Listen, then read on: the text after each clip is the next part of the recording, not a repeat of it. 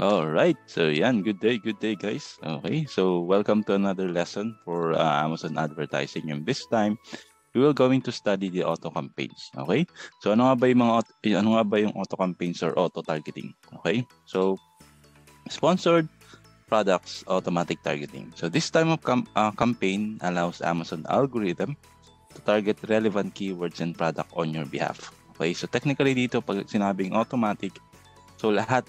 Okay? So lahat ng targeting natin is si Amazon ang bahala. So paano mag-create ng automatic targeting?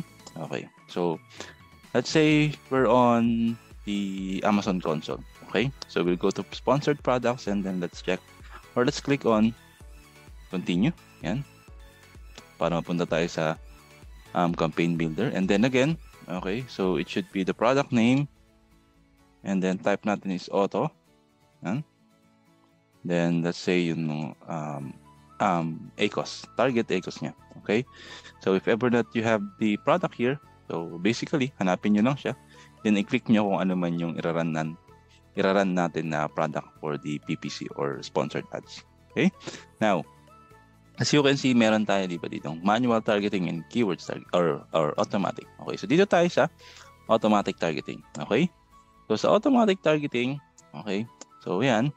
So you can see, so sa automatic targeting, we have like 3 types of bidding strategy pa rin. Okay? So andyan si dynamic bids down only and dynamic bids up and down. For fixed bids, most likely they are for manual targeting. Okay? So if your client is much like aggressive, okay, so kumbaga gusto niya or medyo marami siyang budget, okay? So I would suggest na ito yung ating piliin. Dynamic bids up and down. Okay? Yan. So as you can see, itong automatic campaign natin or automatic targeting, they are the campaigns that you will launch. Okay? If first time mo magra-run ng PPC. Okay?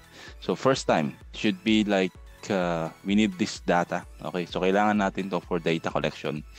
And this one should run like at least 2 weeks. Okay? Depende sa budget ni client. So kaya niya ng 1 month, much better. Okay? So if ever na medyo aggressive or medyo madaming time budget, okay, we use dynamic bids up and down. Bakit? As you can see here, we'll raise your bids by maximum of 100% in real time when your ad may be more likely to convert your sale, and lower bids when less likely to convert to a sale. So kumbaga, hayaan natin si Amazon dito since marami tayong budget or maraming budget si client. Pag alam ni Amazon na magko-convert, okay, ito lang sale, okay, so yung algorithm niya, itataas niya yung bid natin. Okay? Tataas niya yung bid natin by 100%. So let's say, nag-bid lang tayo dito ng, okay, so ito yung default bid natin, 75 cents. Since automatic na at siya. So 75. So let's say 50. So technically, mangyayari sa bid natin is magiging, since 100%, so $1 na yun. Okay? $1. Alright? Yan. Alright, so yan. Okay, so going back here, dito sa automatic targeting, we do have, meron tayong targeting group. Okay, so once na maset natin yung bid natin, okay, we will check din dito yung ating targeting group, which means, so you can see meron siyang close match, loose match, substitute, and complements.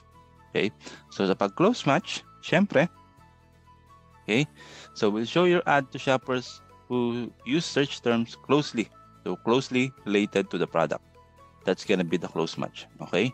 Then loose match, siyempre, loosely connected or related to your product. Most of the time, hindi siya connected dun sa product natin, right? And then substitute, okay? Right? So substitute is when shoppers who use your detailed pages of product similar to yours. So, papansin niyo dito, ito, Doppler 400 count cotton sheet. Pero dito, 300 count cotton sheet lang. But, okay, so since substitute, parang may napalitan lang, but they are most likely similar. Okay, and then complements whatever the product that complements your product. So, let's say, ito is Doppler cotton sheet. If ever meron tayong, let's say, kitchen knife, ano ba yung mga nagko-complement sa kitchen knife? Andyan si cutting board, okay, knife sharpener, Alright? So ito, pagdating sa automatic, just leave it as is. So lahat, mas maganda dito is target natin sila lahat. Since si Amazon naman ang bahala mag-target sa kanila. Okay? Kumbaga sa bidding na lang tayo dito magkakatalong. Okay? Yan. Alright? Okay. So once we're done on this part, okay, and then we also check kung or we also select kung anong campaign bidding strategy natin. Okay? So as I mentioned, pagka medyo malaki yung budget ni client, use dynamic bids up and down. However, if tight ang budget ni client and test ng waters lang siya sa Amazon PPC or sa Amazon advertising, please select dynamic bids down only. Okay? So, bakit? We'll lower your bids in real time when your ad may be less likely to convert. Okay? So, sa algorithm ni Amazon, most likely, ang gagawin niya is ilo-lower niya yung bid kapag walang benta. Unlike dito sa dynamic bids up and down, pag alam niya na bebenta ang yung product is i-raise niya yung bid natin sa 100%. Okay? So, ito talaga pa yung mga may budget na to. Right?